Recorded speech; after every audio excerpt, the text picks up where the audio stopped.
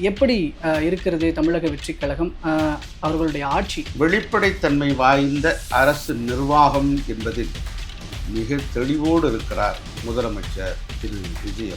ஊழலற்ற நிர்வாகம், வெளிப்படைத்தன்மையான ஒரு நிர்வாகம். அரசு வழக்கறிஞர் பதவிக்கு அதை கொடுக்கறதுக்கு பேரம் பேசுவது, பணம் தவறான வாங்குவது. செய்தி. நேற்று கூட ஒரு ஆடியோ வெளியாகுது. கன்னியாகுமரியில் ஒரு தாவேகா நிர்வாகி ஒருத்தர் ஒரு பெண் வழக்கறிஞர் ஒருத்தவங்க கிட்ட ஆடியோவில் பேசுறாங்க. அமைச்சர் ஏதாவது வாங்கினாரா? அமைச்சர் இதையெல்லாம் வாங்க சொன்னாரா? கிடையவே இல்லை. மேல இருக்க முதலமைச்சர், அமைச்சர்கள் இத்தகைய பார்வையோடு இருக்காங்க. ஆனா அவர்களுடைய கட்சிக்காரர்கள் இந்த விஷயங்களில் ஈடுபடுறாங்கன்னா யாரு பொறுப்பேற்றுக்காங்க? இந்தியாவில் எந்த மாநில முதலமைச்சர் சொல்லியிருக்கிறார், நீங்கள் பணம் கேட்டாங்கன்னா எனக்கு ஃபோன் பண்ணி சொல்லுங்க அப்படின்னு சொல்லி வாட்ஸ்அப் நம்பரு, ஃபோன் நம்பரு எல்லாம் வெளிப்படைத்தன்மையோடு லஞ்ச லாவண்யம் யாரும் வாங்க மாட்டாங்கன்னு ஒரு முதலமைச்சர் பேசுகிறார். 75 நாட்கள் தான் ஆயிருக்கு. இதே திமுக ஆட்சியில் லஞ்ச லாவண்யம் தலைவிரித்து போகிற போது நீங்கள் எங்கே போனீங்க? தடுத்திருக்க வேண்டாமா? இந்த மாதிரி கேள்வி கேட்டிருக்க வேண்டாமா முதலமைச்சர்கிட்ட? முத்துவேல், கருணாநிதி, ஸ்டாலின் நீட்டி முழங்கினாங்களே, அப்போல்லாம் எங்கே போனீங்க? 50 ஆண்டு காலமாக புறையோடி போன ஒரு நிலையை வெறும் 50 நாளில் மாற்ற முடியுமா? 100 நாளில் மாற்ற முடியுமா? கரூர் சம்பவத்தில் உயிரிழந்தவர்களின் குடும்பத்தாருக்கு அரசு பணி வழங்கப்பட்டதில் நேற்று கோர்ட் என்ன சொன்னது, தீர்ப்பு சொன்னதுன்னு நம்ம பார்த்துருப்பீங்க. தெரிந்தேதான் முன்பு அரசு பணி வழங்கி இருக்கிறார்கள், முன்பு நடத்தப்பட்டது ஒரு நாடகம் அப்படின்னு இப்போ விமர்சனங்கள் எழுந்திருக்கிறது.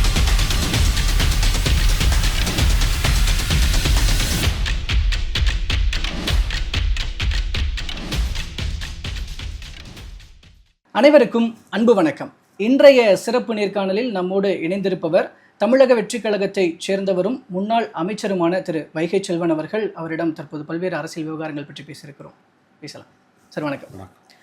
சார், அதிமுகவிலிருந்து விலகி தாவேகாவில் சேர்ந்து சுமாராக ஒரு 3 வாரங்களுக்கு மேல் ஆகிறது. எப்படி இருக்கிறது தமிழக வெற்றி கழகம்? அவர்களுடைய ஆட்சி பொறுத்த வரைக்கும் என்ன நினைக்கிறேன்? தமிழக வெற்றி கழகத்தினுடைய ஆட்சி சற்றேறக்குரிய 75 நாட்கள் ஆகியிருக்கிறது. இந்த 75 நாட்களில் செம்மையோடு, செழுமையோடு, திண்மையோடு, உண்மையோடு செயல்பட்டு வருகிறது.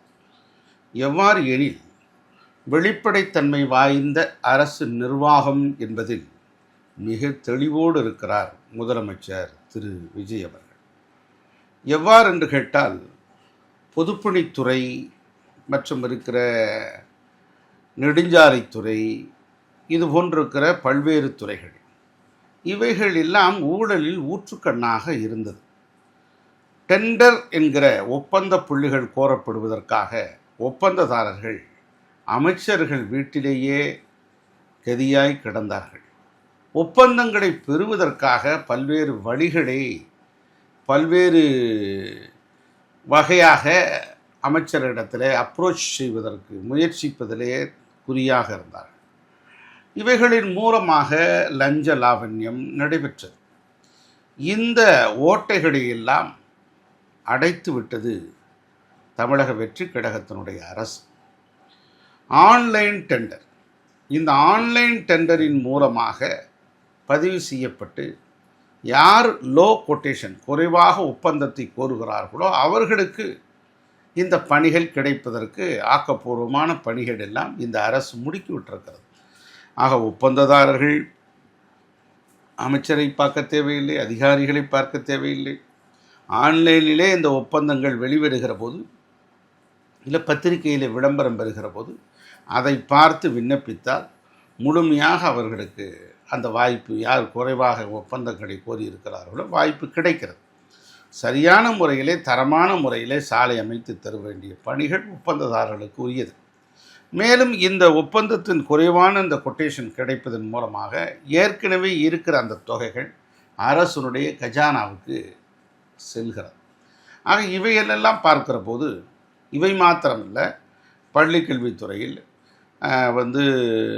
ஐசிஎஸ்சி, சிபிஎஸ்சி, மெட்ரிகுலேஷன் இந்த பள்ளிகளுக்கெல்லாம் என்ஓசி, தடையில்லா சான்றிதழ், நோ அப்ஜெக்ஷன் சர்டிஃபிகேட் வழங்குவதற்காக பல்வேறு முறைகேடுகள் நடைபெற்றது. இவைகளெல்லாம் முற்றாக ஒழிக்கப்பட்டிருக்கிறது. ஆன்லைன் மூலமாக அந்தந்த பள்ளிகளைச் சேர்ந்தவர்கள் விண்ணப்பித்தால் தகுதி அடிப்படையிலே அவர்களுக்கு அந்த வாய்ப்பு வழங்கப்பட்டிருக்கிறது. இப்படி ஒவ்வொரு துறைதோறும்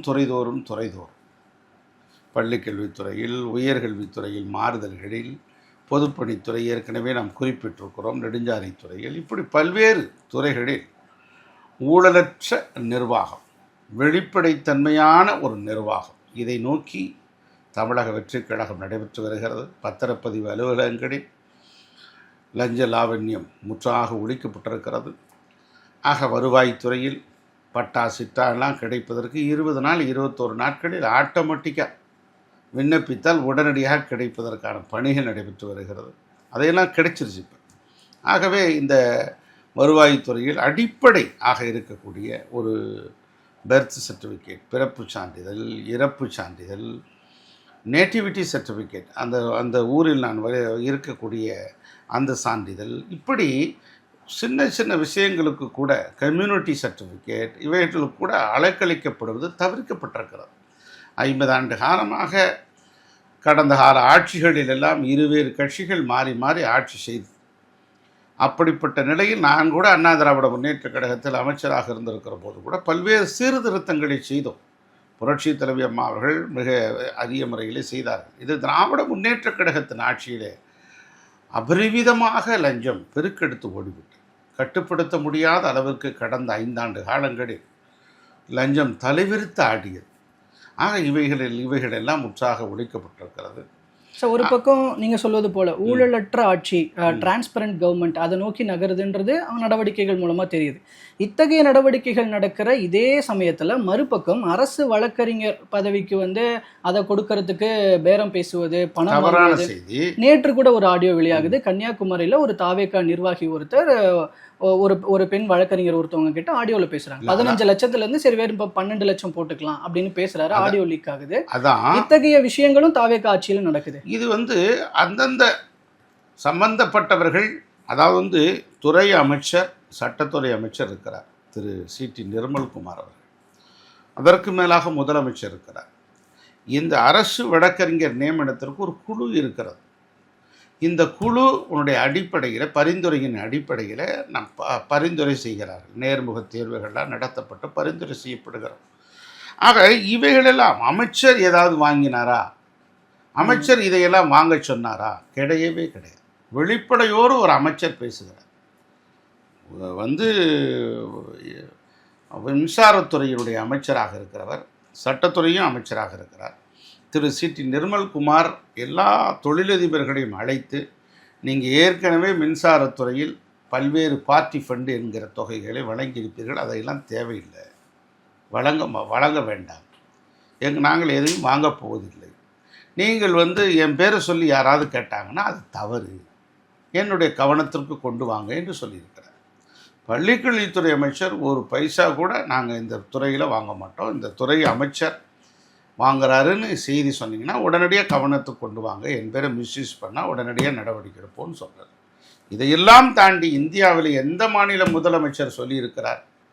கரூரில் நடைபெற்ற கூட்டத்தில் உங்கள் ஆட்சி, உங்கள் விஜய் ஆட்சி, உங்கள் தம்பி ஆட்சி, உங்கள் அண்ணா ஆட்சி, உங்கள் சகோதரனுடைய ஆட்சி, ஆக உங்கள் நண்பர் ஆட்சி, இப்படிப்பட்ட ஆட்சி, நீங்கள் பணம் கேட்டாங்கன்னா எனக்கு ஃபோன் பண்ணி சொல்லுங்கள் அப்படின்னு சொல்லி வாட்ஸ்அப் நம்பரு, ஃபோன் நம்பரு எல்லாம் வெளிப்படைத்தன்மையோடு, லஞ்ச லாவண்யம் யாரும் வாங்க மாட்டாங்கன்னு ஒரு முதலமைச்சர் பேசுகிறார். இல்லை, மேலே இருக்க முதலமைச்சர், அமைச்சர்கள் இத்தகைய பார்வையோடு இருக்காங்க. ஆனால் அவர்களுடைய கட்சிக்காரர்கள் இந்த விஷயங்களில் ஈடுபடுறாங்க, யார் பொறுப்பேற்க? அதாங்க, கட்சிக்காரர்கள் அவங்க 1-2 பேர், முழுக்க கட்சிக்காரர்கள் என்று குற்றம் சொல்லிவிட முடியாது. 1-2 பேர் சில ஆதாயங்களுக்காக பண்ணலாம். அவங்க மீது ஒழுங்கு நடவடிக்கை எடுக்கப்பட்டு வருகிறது.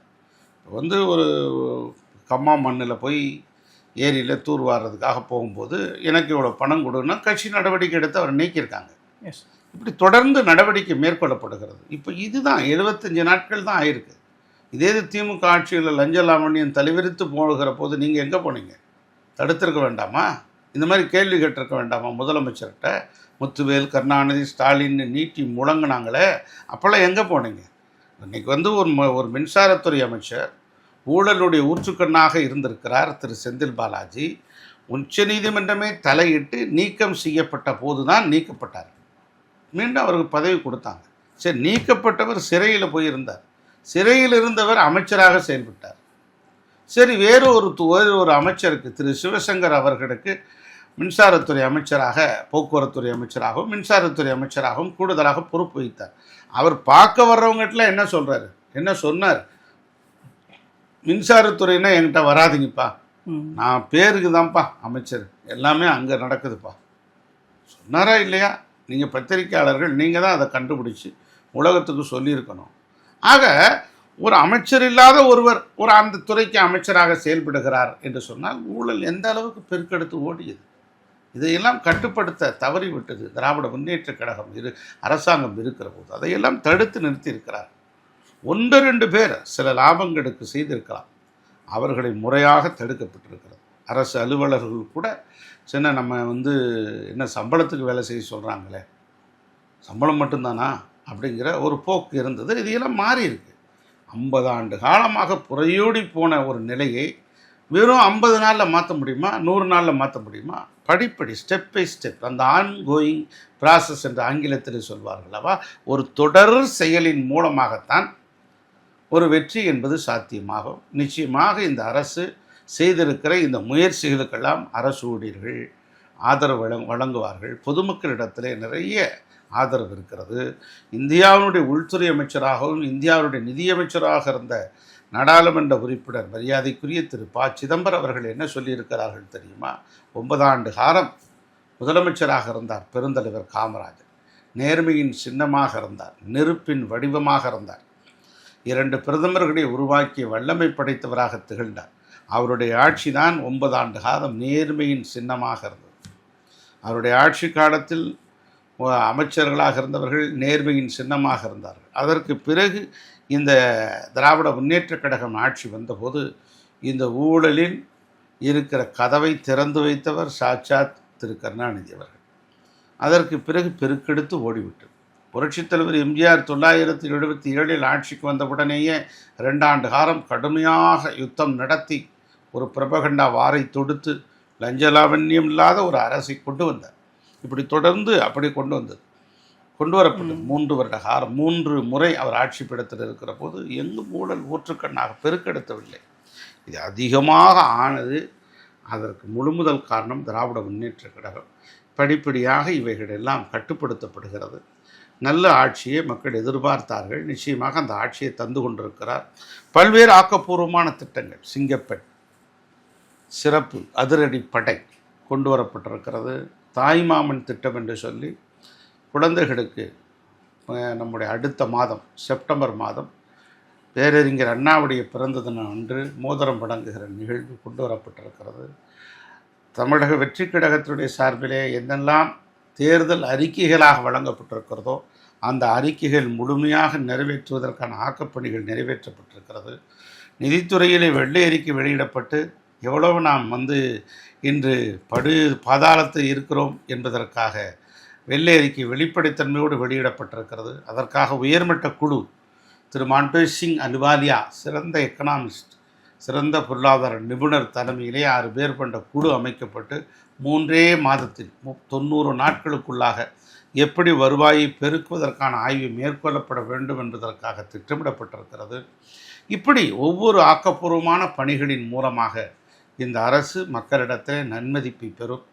இந்த அமைச்சரவையில் இந்த ஆட்சியில் இருக்கக்கூடிய சட்டமன்ற உறுப்பினர்கள் இப்போதுதான் முதல் முறையாக சட்டமன்றத்துக்கே வருகிறவர்.